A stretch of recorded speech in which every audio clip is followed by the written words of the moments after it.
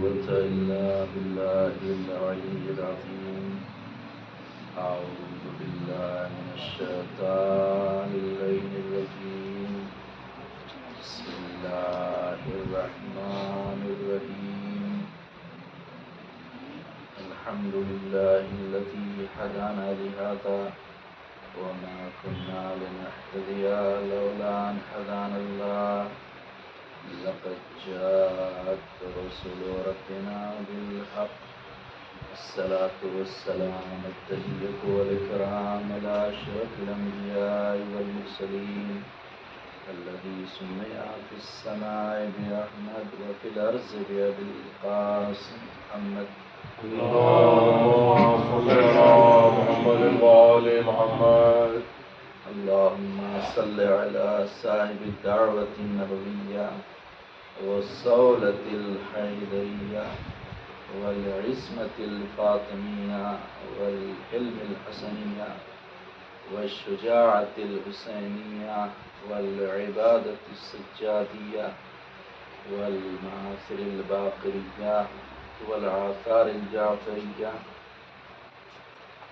والعلوم الكاظمية والوجه الرزوية والجود التقوية والنقاوة النقوية. اللهم صل على محمد وآل محمد. اللهم صل على محمد وآل محمد. والنقاوة النقوية والحيبة العسكرية والغيبة الإلهية. ثم الصلاة والسلام على أهل بيت الطيبين الطاهرين المعصومين المظلومين الغر الميامين. ولعنة الدائمة الباقية على أعدائهم أجمعين. أما بعد، فقد قال إمام جعفر الصادق عليه السلام: اللهم صل على محمد وآل محمد. إن لأهل الجنة 4 علامات. صلوات الحمد لله. اللهم صل على محمد وآل محمد. حاضرین بزم ازاں، ماتم داران، صداران سید الشہداء، بطفیل چارنا معصومین علیہ السلام، اور خصوصاً بتعید حضرت مفید بنت رسول معصوم عالم راضیہ مرضیہ صدیقہ طاہرہ بطول عذرا انسیت الحورا جناب فاطمہ زہرا سلام اللہ علیہا. اللهم صل على محمد وآل محمد.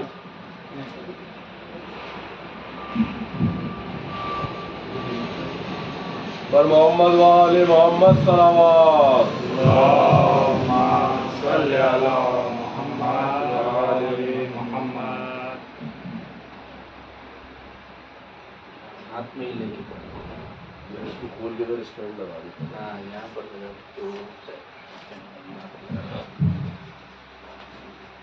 آپ لوگ سلوات پڑھتے رہیے. اللهم صل على محمد وآل محمد. اللهم صل على محمد وآل محمد. اللهم صل على محمد وآل محمد. اللهم صل على محمد وآل محمد. اللهم صل على محمد وآل محمد. اللهم صل على محمد وآل محمد. اللهم صل على محمد وآل محمد.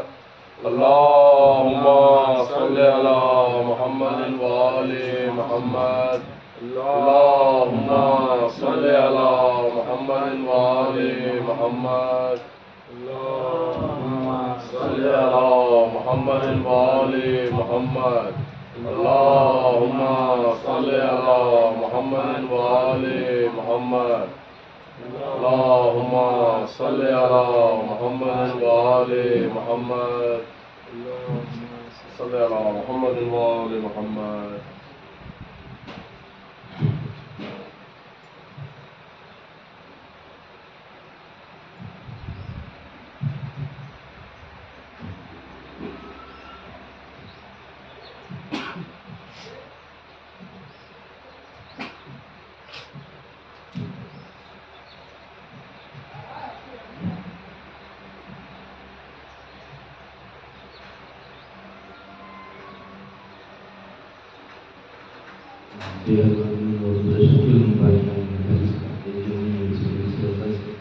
خطاب کرنے کا عظیم اور سوال فرمایا۔ اس دنیا میں اور اس کائنات میں جتنے بھی انسان ہیں اس کرۂ ارض پر، چاہے وہ انسان مسلمان ہو، مومن ہو یا کافر ہو، یہودی ہو یا عیسائی ہو، وہ کالا ہو یا گورا ہو، لمبا ہو یا ناٹا ہو، امیر ہو یا غریب ہو، جتنے بھی انسان ہیں اس کائنات میں، سب کی ایک تمنا ہے اور وہ یہ تمنا ہے کہ سب کو جنت مل جائے۔ ہر آدمی چاہتا ہے کہ اس کو جنت مل جائے، اس کو بہشت مل جائے، اس کو سورگ مل جائے، اس کو ہیون مل جائے اور اس کو پیراڈائز مل جائے۔ کوئی بھی برے سے برا انسان بھی دنیا میں اگر ہو اور آپ اس سے پوچھئے کہ کیا تم جہنم میں جانا چاہتے ہو، تو وہ منع کرے گا کہ نہیں، اعمال برا ہے لیکن میں جانا تو صرف جنت میں ہی چاہتا ہوں۔ کوئی بھی انسان دنیا میں کسی بھی مذہب اور ملت سے تعلق رکھنے والا ہو، سب کی یہ دلی تمنا ہے کہ اس کو جنت مل جائے، وہ جنت میں پہنچ جائے اور وہ سورگ میں پہنچ جائے۔ تو تمنا سب کی ہے، لیکن اب سوال یہ ہے کہ جنت میں جائیں گے کیسے، یا یہ پتہ کیسے چلے کہ جنتی کون ہے؟ کیا اس کے لیے کچھ نشانی ہے، کوئی علامت ہے، کوئی سائن ہے، کوئی سمبل ہے کہ جس کے ذریعے سے پتہ چلے کہ ہاں یہ آدمی جنتی ہے؟ تو اگر جاننا چاہتے ہیں کہ جنتی کون ہے کہ جو اللہ کی بہشت میں داخل ہوگا، تو آج کی اس مجلس کا ٹاپک ہم نے یہی رکھا ہے کہ جنتی کون ہے، یعنی بہشتی کون ہے جو جنت میں جائے گا۔ تو اس سوال کا جواب ہمارے چھٹے امام صادق آل محمد امام جعفر صادق علیہ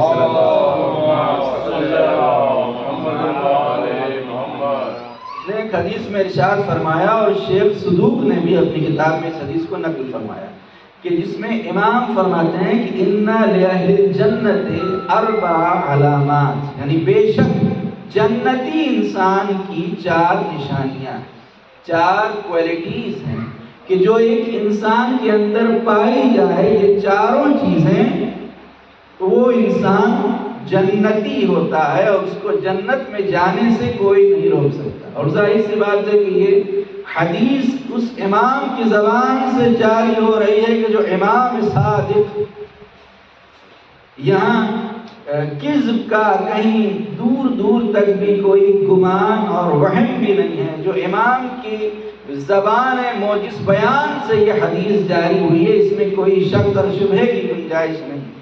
امام نے فرمایا جنتی کی 4 نشانیاں ہیں، جن میں سب سے پہلی چیز یہ فرمائی کہ وجہ منبسط، جنتی وہ انسان ہے کہ اس کا چہرہ مسکراتا ہوتا ہے، جنتی وہ ہے۔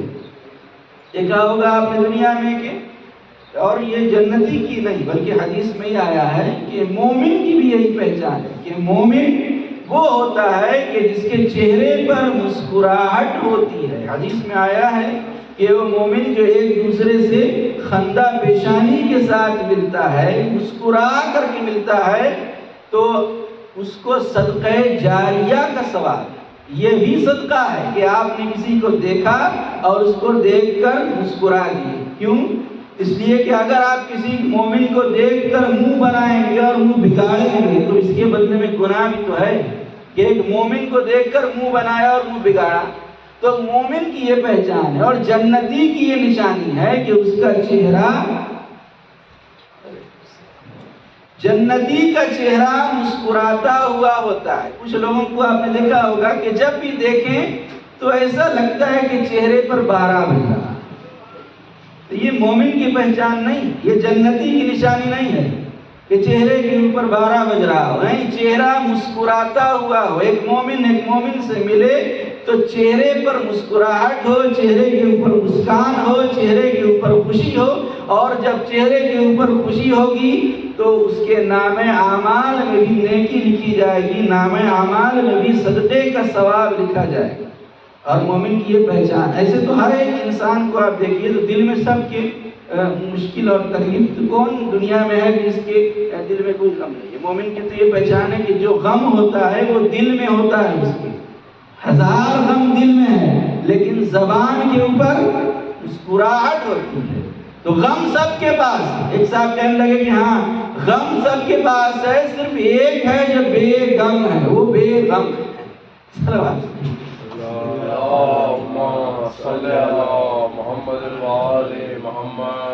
تو پہلی چیز فرمایا کہ وہ جنتی ہے کہ جو چہرہ جس کا وجہ منبسط، جس کا چہرہ مسکراتا ہوا ہے۔ حدیث میں ادخال السرور فی قلوب المؤمنین عبادہ، امام کی حدیث ہے کہ مومن کو خوش کرنا عبادت ہے۔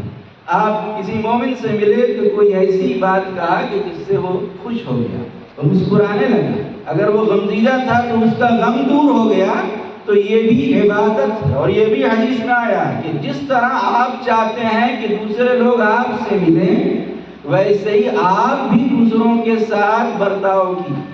اگر آپ دوسروں کے ساتھ اچھا برتاؤ کریں گے، مسکرا کے ملیں گے، تو دوسرا انسان بھی آپ کے ساتھ مسکرا کر ملے گا، وہ بھی اچھا برتاؤ کرے گا۔ لیکن اگر کسی کے ساتھ برا برتاؤ کریں گے تو وہ بھی برا برتاؤ کرے گا۔ اور آج کا زمانہ کیسا ہے؟ آج کا زمانہ تو آپ دیکھ رہے ہیں کہ بہت کمپلیکیٹڈ ہے۔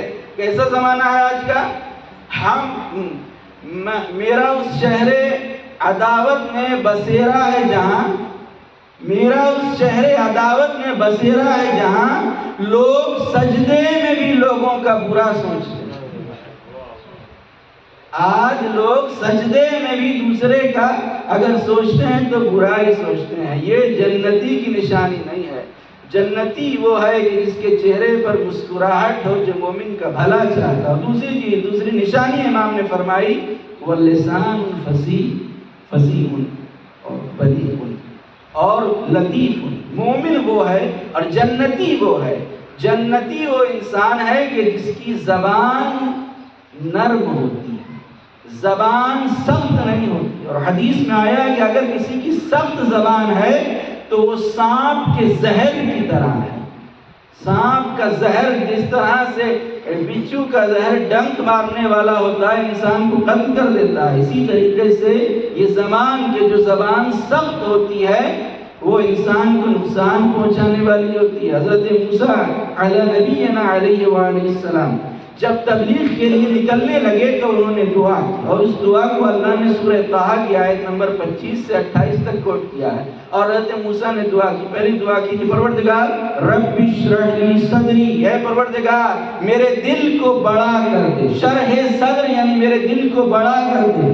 تبلیغ کے لیے نکل رہے ہیں، دل کا بڑا ہونا ضروری ہے، اس لیے کہ ہر ٹائپ کے لوگ ملیں گے، ہر طرح کے آبجیکشن کرنے والے لوگ ملیں گے جب آدمی تبلیغ کے لیے نکلے گا۔ تو اگر دل چھوٹا ہوگا تو آدمی فوراً برا مان جائے گا، فوراً غصہ ہو جائے گا۔ لہٰذا جب دل بڑا ہوگا، کوئی جو بھی کہتا رہے آدمی اس کو قبول کر لے گا اور مسکرا کے جواب دے گا۔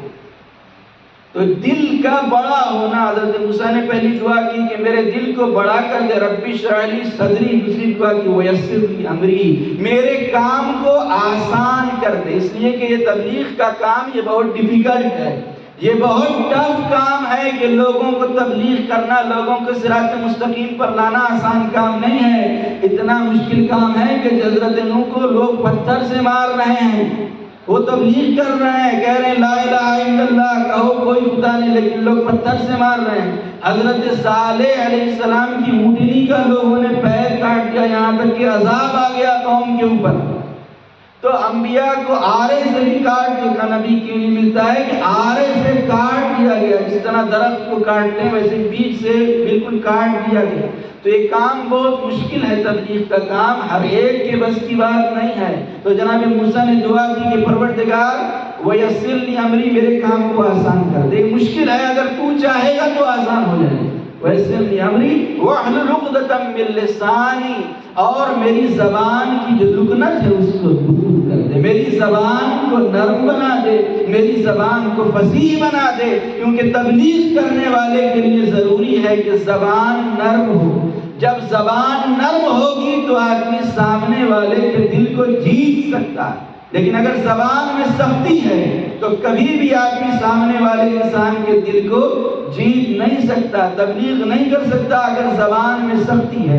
اس لیے جب دربار فرعون میں جناب موسیٰ جانے لگے تو اللہ نے کہا کہ اذهب الى فرعون انه طغى، اے موسیٰ فرعون کے دربار میں جاؤ، وہ طغیان کر رہا ہے، وقولوا قولا لینا، اور یہ یاد رکھنا کہ جب فرعون سے گفتگو کرنا تو اپنے لہجے کو نرم رکھنا۔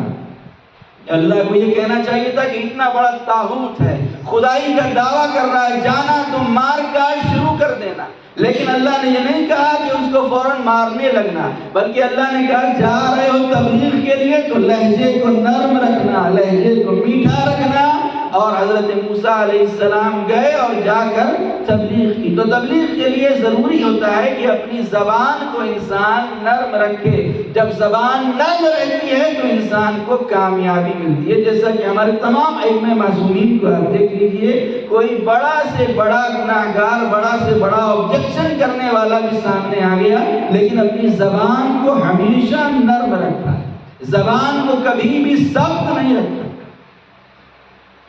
اور حدیث میں یہ بھی آیا کہ ضرب اللسان اشد من ضرب السنان، یعنی زبان کی جو مار ہوتی ہے وہ تیر و تلوار سے بھی زیادہ سخت ہوتی ہے، زیادہ اثر کرنے والی ہوتی ہے جو آدمی زبان سے۔ خدا نخواستہ کبھی اپنی زوجہ کو کوئی تانا دے، اب آپ سوچیں کہ تانا زبان سے دیا لیکن زندگی بھر وہ دل میں نقش کر جاتا ہے، اور پھر آپ لاکھ محبت کا اظہار کیجیے مگر وہ تانا مٹتا نہیں ہے۔ لہذا کسی کو بری بات، یہ ایسے ہی ہے جیسے کمان سے تیر نکل گیا، اگر کمان سے تیر نکل گیا پھر واپس آنے والا نہیں ہے۔ لہذا کسی کو بھی کوئی بری بات کہنے سے پہلے، اسی لیے اردو میں کہتے ہیں نا پہلے تولو پھر بولو، کیوں کہ اگر بول دیا آپ کو لفظ واپس آنے والے نہیں، لاکھ ایکسکیوز کر لیں، لاکھ معافی مانگ لیں، لیکن جو بات نکل جاتی ہے زبان سے پھر واپس نہیں آتی۔ ایک مرتبہ ایک شخص کی ایک شیر کے ساتھ دوستی ہو گئی،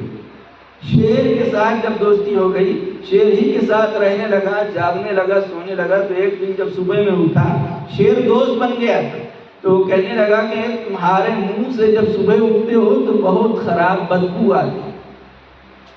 جب اس انسان نے شیر کے اوپر یہ کمنٹ کیا، شیر نے کہا کہ تم کلہاڑی لو اور کلہاڑی سے میرے سر کے اوپر وار کرو۔ وہ آدمی نے کہا تم تو میرے دوست ہو، میں تمہارے اوپر کیسے وار کروں؟ شیر نے کہا نہیں، دوست ہو تو وار کرو۔ تو اس نے لیا اور پوری طاقت سے شیر کے سر پہ کلہاڑی سے وار کیا۔ جب کلہاڑی سے وار کیا تو شیر کا سر ظاہر سی بات ہے زخمی ہو گیا، خون بہنے لگا، لیکن جو وہ زخم تھا کچھ دنوں میں وہ زخم مندمل ہو گیا اور ٹھیک ہو گیا۔ شیر نے کہا دیکھا تم نے میرے سر پہ زخم مارا کڑھائی سے، لیکن کچھ دنوں میں ٹھیک ہو گیا، لیکن جو زبان سے تم نے زخم مارا تھا کہ منہ سے بہت بدبو آتی ہے، وہ ابھی تک نہیں مٹ سکا۔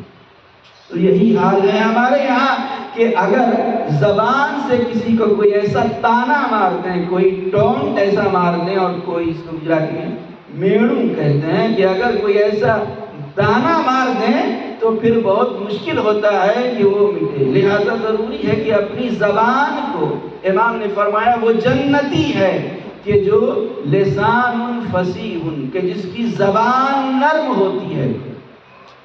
اور ظاہر سی بات ہے کہ یہاں پر آپ لوگوں سے بہتر کون سمجھ سکتا ہے زبان کی نرمی کے یہاں پر سب کا تعلق بزنس سے ہے۔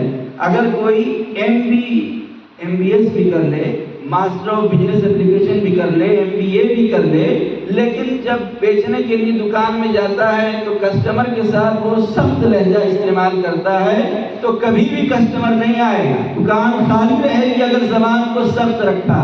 اگر چاہتے ہیں کہ دکان میں سامان بکے تو جب بھی آئیں تو قریبو کہیے، ویلکم کہیے، بینوینو کہیے، محبت کے ساتھ پیش آئیے، سامان لے کے جا رہا ہے تو تھینک یو کہیے۔ جب زبان کو نرم رکھیں گے تو سامان خود بخود بکے گا۔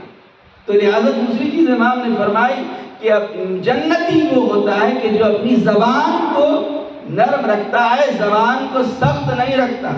تیسری نشانی آپ نے فرمائی کہ قلب رحیم، جنتی وہ ہے کہ صرف چہرے سے بات نہیں چلے گی، صرف زبان سے بات نہیں، اب اپنے دل میں بھی رحم رکھتا، جنتی وہ ہوتا ہے کہ جو اللہ کے بندوں کے لیے رحیم ہے، دل میں مہربانی ہے، اس کے دل میں سختی نہیں ہے، کیونکہ دل سخت ہو جاتا ہے انسان کا، جیسے بھی کام ہے کہ اس سے دل سخت ہو جاتا ہے، لہذا اپنے دل کو مہربان جو انسان رکھتا ہے، ذرا سی کسی کی تکلیف کو دیکھتا ہے تو انسان پریشان ہو جاتا ہے، یہ جنتی کی نشانی ہے۔ تو آدمی جس سے بھی محبت کرتا ہے، اگر ایک پتھر سے بھی محبت کرے تو اس کے ساتھ اس انسان کو محشور کیا جائے گا، پتھر کے ساتھ۔ آپ کہیں گے پتھر کے ساتھ کیسی محبت ہوگی؟ آج جاتے ہیں حج کے اوپر، حجر اسود پتھر تو ہے، اس سے محبت کا حکم ہے کہ حجر اسود کو چوما جائے، حجر اسود کا احترام کیا جائے، حجر اسود کی عزت کی جائے۔ حجر اسود سے جیسا انسان حجر اسود سے محبت کرے گا تو اس کا جو پھل ہے وہ قیامت کے میدان میں ملے گا۔ روایت ملتا ہے ایک مرتبہ حج کا موقع تھا، مولا کائنات امیر المومنین علی بن ابی طالب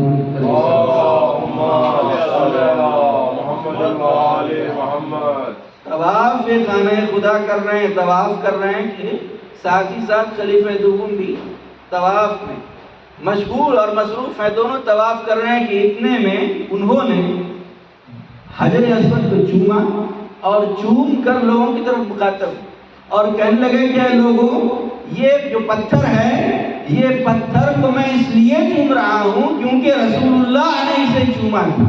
یہ پتھر نہ فائدہ پہنچا سکتا ہے نہ نقصان پہنچا سکتا ہے، میں تو صرف اس لیے چومتا ہوں کیونکہ رسول اللہ نے چوما۔ تو مولا کائنات بھی تھے، مولا نے کہا نہیں، یہ پتھر فائدہ بھی پہنچاتا ہے، یہ پتھر نقصان بھی پہنچاتا ہے۔ انہوں نے پوچھا کیسے؟ آپ نے فرمایا کہ جب اللہ نے روحوں کو پیدا کیا تھا عالم ذر میں تو تمام روحوں سے اپنی توحید کا اقرار لیا اور آخری نبی کی نبوت کا اقرار لیا، تو اللہ نے ان سارے اقرار ناموں کو اس پتھر کے اندر رکھا ہے، اور جو شخص اس دنیا میں جا کر اس حجر اسود کو بوسہ دیتا ہے تو یہ قیامت کے دن گواہی دے گا کہ جو وعدہ اور جو گواہی اس نے عالم ارواح میں دی تھی وہی گواہی اس نے دنیا میں بھی دی ہے، یہ مومن ہے۔ تو مولا کائنات نے جب بیان کیا تو کہنے لگے کہ اگر آپ نہ ہوتے تو صلوات پڑھیے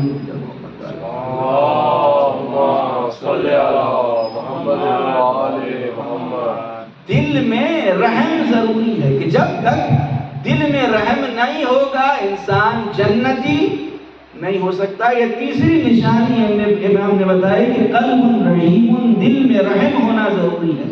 چوتھی اور آخری نشانی جو امام نے فرمائی وہ ید موتیت، یعنی جنتی وہ ہے کہ جس کا ہاتھ دینے والا ہوتا ہے لینے والا نہیں، وہ جنتی ہے کہ جس کا ہاتھ دینے والا ہوتا ہے، اور جو ہاتھ دینے والا ہوتا ہے وہ ائمہ معصومین کا چاہنے والا ہوتا ہے، جو کسی کو مشکل میں دیکھتا ہے، کسی کو تکلیف میں دیکھتا ہے تو اس کی تکلیف برداشت نہیں ہوتی، فوراً اس کی حاجت کو پورا کر دیتا ہے۔ ایک شخص امام حسن مجتبی علیہ السلام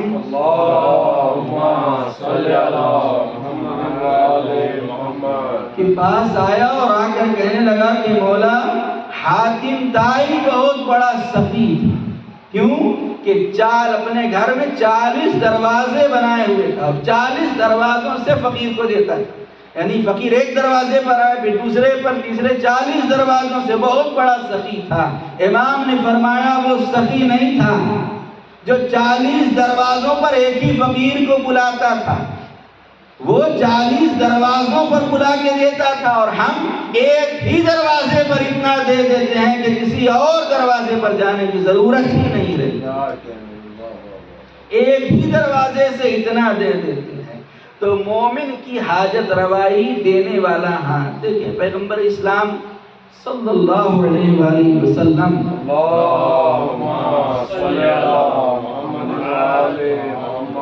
کا یہ طریقہ تھا کہ جب بھی آپ کے سامنے کوئی جنازہ آتا تھا اور کوئی میت آتی تھی تو آپ پوچھتے تھے کہ کیا اس شخص کے اوپر کسی کا قرض باقی ہے؟ تو دوستوں میں سے، اس کے رشتہ داروں میں سے کہتے تھے کوئی آگے آئے اور اس کو اپنے ذمے لے لے، تب میں اس کی نماز جنازہ پڑھاؤں۔ ہمیشہ کا یہ دستور تھا کہ ایسے ہی نماز جنازہ نہیں پڑھاتے. کبھی کسی کی میت آ گئی اور کوئی اس کی قرض کے متعلق کوئی جانتا نہیں، تو آپ سوال کرتے تھے کیا کوئی ہے جو اس کی کسی ایک نیکی کو جانتا ہو؟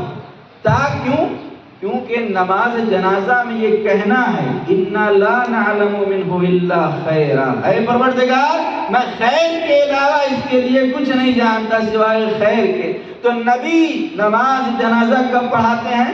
کہ جب کوئی نہ کوئی اس کی خیر کی گواہی دے کہ یہ نیکی کرتا تھا، یہ خیر کرتا تھا. لہذا کوشش کریں کہ اپنی زندگی میں کوئی ایک نیکی ایسی کر لیں کہ امام کے سامنے یہ کہہ سکیں کہ مولا یہ نیکی میں نے کی. امام کے سامنے ہم گواہی دے سکیں، امام کے سامنے اس نیکی کو پیش کر سکیں. لہذا ہمیشہ کا یہ دستور تھا کہ جب بھی جنازہ آتا تو آپ پوچھتے. ایک مرتبہ ایک ایسا جنازہ آیا کہ جس کو کوئی جاننے والا نہیں تھا، کوئی پہچاننے والا نہیں تھا، نہ نام جانتے تھے لوگ نہ کام جانتے تھے. تو آپ نے پوچھا کہ کون ہے اس مجمع میں سے جو بتائے کہ اس شخص کی کسی نیکی کو بتائے کہ اس نے کوئی نیکی کوئی نیک کام کرتا تھا دنیا میں. اب کوئی پہچانتا ہی نہیں تھا تو کوئی آگے کیسے آتا اور گواہی دیتا. جب آپ نے پوچھا تو اتنے میں مولا کائنات آگے بڑھے اور کہا یا رسول اللہ میں اس کی کسی نیکی کو تو نہیں جانتا، بس ایک بات میں جانتا ہوں کہ جب بھی یہ مجھے دیکھتا تھا تو مسکراتا تھا. جملہ نہیں پہنچا. کیا فرمایا؟ جب بھی یہ مجھے دیکھتا تھا تو مسکراتا تھا. پیغمبر اسلام نے فرمایا یا علی اگر یہ یہی نیکی کرتا تھا تو اس سے بڑی نیکی کون ہو سکتی ہے؟ یہ علی کا چہرہ دیکھ کر مسکراتا تھا، اس سے بڑی نیکی تو ہو ہی نہیں سکتی ہے کہ یہ علی کا چہرہ دیکھ کر مسکرایا کرتا تھا، یہ سب سے بڑی نیکی ہے. تو یہ مومن کی حاجت روائی. دیکھیں چھٹے امام جعفر صادق علیہ السلام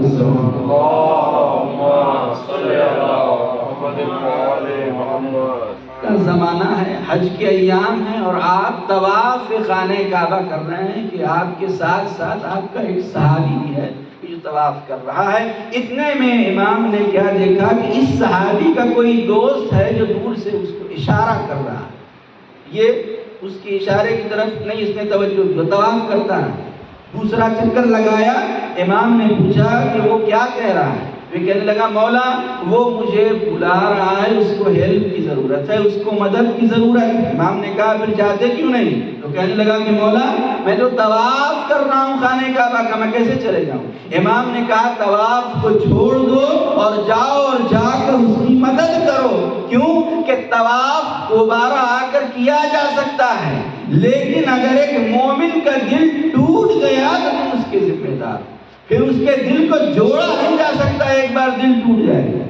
لہذا امام نے کہا کہ جاؤ اور جا کر اس کی مدد کرو، وہ تمہاری مدد کا منتظر ہے.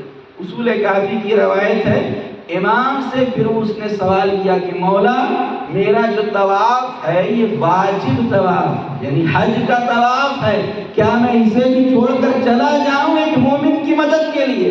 امام نے کہا ہاں اس کو چھوڑ دو اور جاؤ اور جا کر اس مومن کی مدد کرو.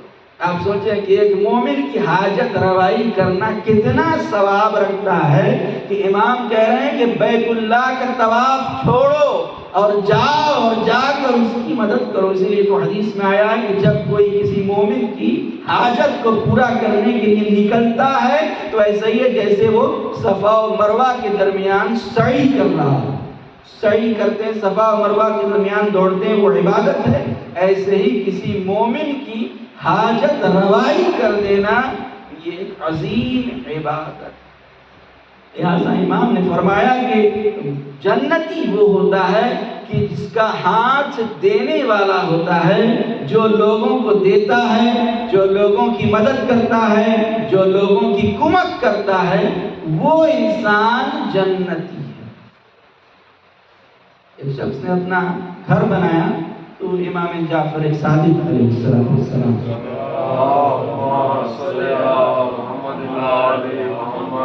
تو بلایا کہ مولا آپ آئیے اور میرا گھر دیکھیے. امام نے دیکھا تو اس کا جو گھر تھا تو روم بہت چھوٹے چھوٹے تھے، کمرے بہت چھوٹے چھوٹے تھے. اور باہر دیکھا کہ 5-6 بچے کھیل رہے ہیں تو امام سمجھ گئے کہ اسی کے بچے ہیں۔ امام نے پوچھا کہ فیملی اتنی بڑی ہے، تمہارا روم اتنا چھوٹا چھوٹا ہے؟ تو کہنے لگا کہ مولا یہ میرے دادا اور پردادا کے زمانے کا بنایا ہوا گھر ہے، ہم اس کو ٹچ بھی نہیں کر سکتے۔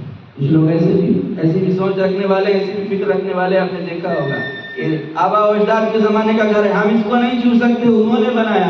امام نے فرمایا تمہارے دادا نے 50 سال پہلے اپنے دماغ کو استعمال کیا، ایسا گھر بنایا، اب تم 50 سال آگے بڑھ چکے ہو، اپنے دماغ کو استعمال کرو اور بڑا کرو، گھر کو بڑا کرو، دیواروں کو بڑا کرو۔ گھر کو بڑا بناؤ گے تو جو گھر میں لوگ رہتے ہیں ان کی دعا ملے گی۔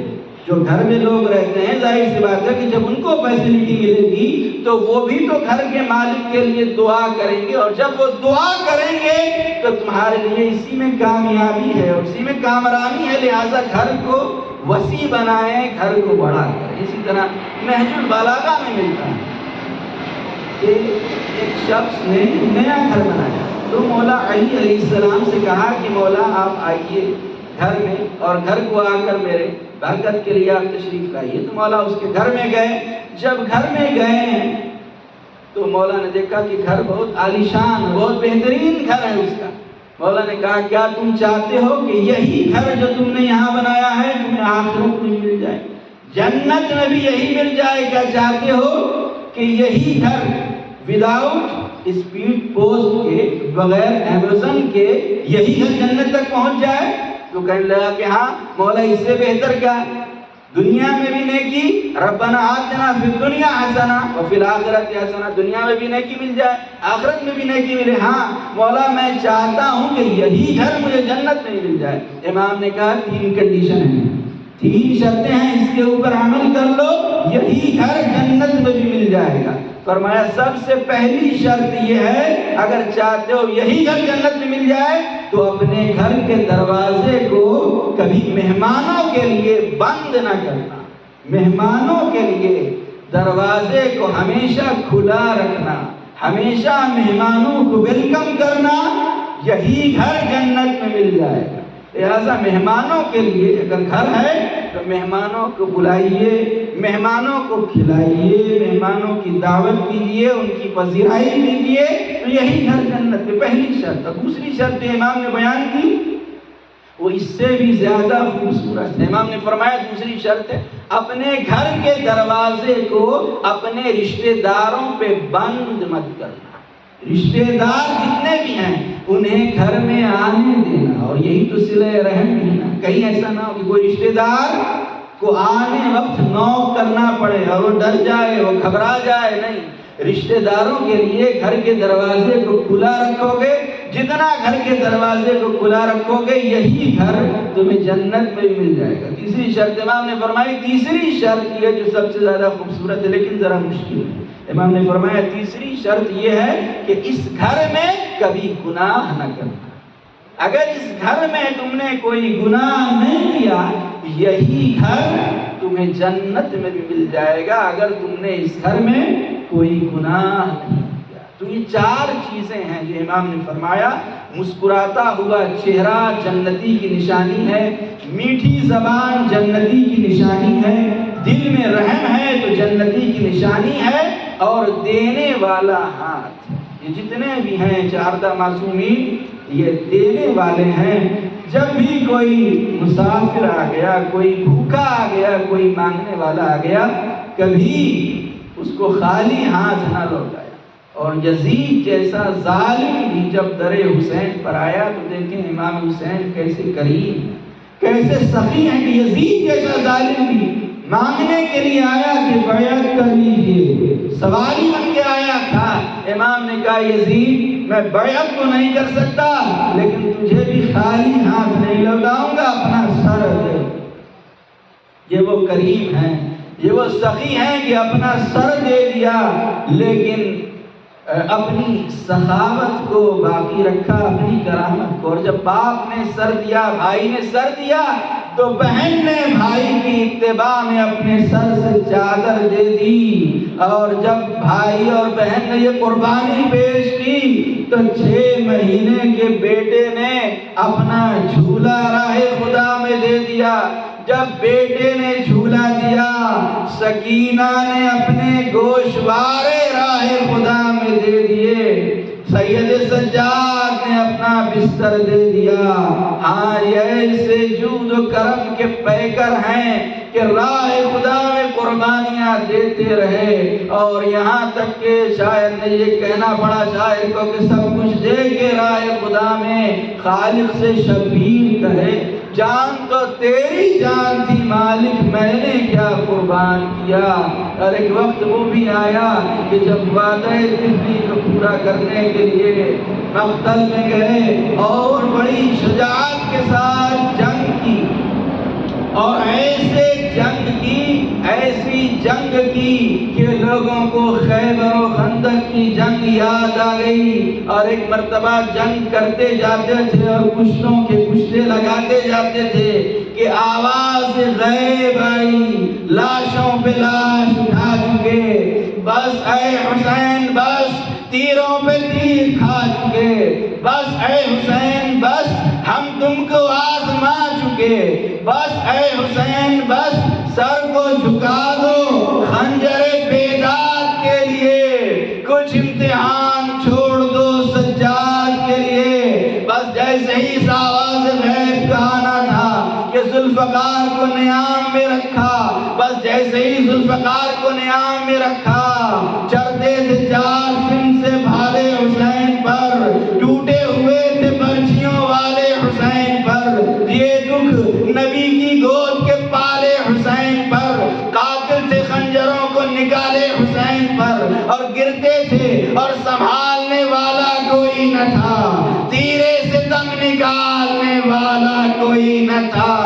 بس ایسے پشتے ذوالجناح سے زمین پر آئے جیسے قرآن رحل سے نیچے آ گیا ہو، بس چاروں طرف سے ظالم آگے بڑھے، کسی نے تلوار سے وار کیا، کسی نے نیزے سے وار کیا، کسی نے بھالے سے وار کیا، اور کوئی اپنی جھولی میں پتھر بھر کے آگے بڑھا اور پتھر کو مارا۔ بس وہ ماں آ گئی کہ جس نے چکیاں پیس کر پالا تھا اور اس زمین کو اپنے بالوں سے صاف کیا تھا کہ جہاں مولا زمین پر آنے والے تھے، بس ایک مرتبہ ماں نے اپنے لال کے سر کو اپنی آغوش میں لیا، شمر ملعون خنجر لے کر آگے بڑھا، راستے میں جہاں پتھر ملتا وہاں خنجر کو پتھر پر مارتا تاکہ خنجر کند ہو جائے، اور ایک مرتبہ آگے بڑھا اور آگے بڑھ کر سر و تن میں جدائی کرنا چاہیے۔ مقاتل لکھتے ہیں کہ 12 ضربوں میں سر و تن میں جدائی کی، 12 مرتبہ ضربت لگائی۔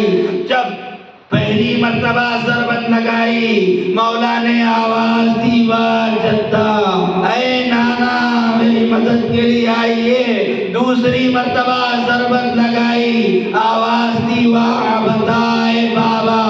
تیسری مرتبہ ضربت لگائی، آواز دی واہ اماں اے اماں۔ بس اب سے روایت میں ملتا ہے کہ 9 مرتبہ ضربت لگائی، 9 مرتبہ خنجر چلایا، لیکن نہ نانا کو پکارا، نہ بابا کو پکارا، نہ ماں کو پکارا، اگر پکارا تو عباس، واہ عباسا، واہ عباسا، اے میرے عباس کہاں ہو، آؤ اپنے آقا کی مدد کرو۔ مقتل میں ملتا ہے کہ جب آپ نے واہ عباسا پکارا، فرات کے کنارے لاش ابو الفضل فضا میں بلند ہوا، آواز دی آقا موت نے مجبور کر دیا ہے، ورنہ میں بھی اپنی جان کو آپ کو قربان کر دوں۔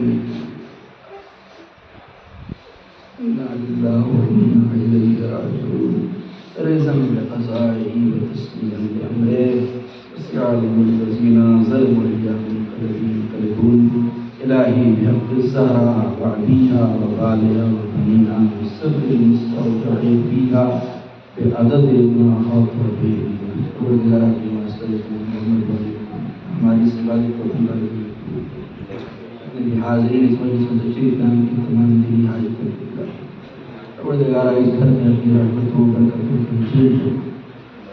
پروردگار ہمیں جو لوگ پریشان حال ان کی پریشانی دور فرما، جو لوگ مقروض ہیں ان کا قرضہ خزانے غیب سے عطا فرما، جو بیمار ہیں فرش اعضاء کے صدقے میں انہیں شفا عاجل و کامل عطا فرما۔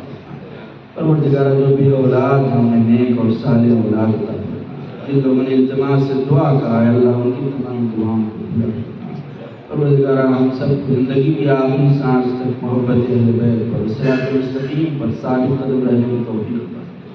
پروردگار ہم سب کو زیارت کربلا نصیب فرما، آخرت میں شفاعت اہل بیت نصیب، پرچم اسلام کو سر بلندی و شرف عطا، پرچم کفر نفاق پسند دشمنان اسلام کو حسن نابود۔ ہمارے مولا و آقا ہمارے سید سردار امام زمانہ کی ظہور عطا فرما۔ ہم سب کو اپنے مولا و آقا کے مخلص غلاموں و جانصار کو شمار۔ ربنا تقبل منا انک انت السمیع العلیم وآخر دعوانا ان الحمد للہ رب العالمین۔ آخر میں اللہ سے نصیحت و سورہ الحمد اور قیمت و سورہ توحید کی تلاوت فرما کر اصغر بھائی اور دوسرے بھائی کی مرحومین ہیں اور آپ سب کو تمام مرحومین کے لیے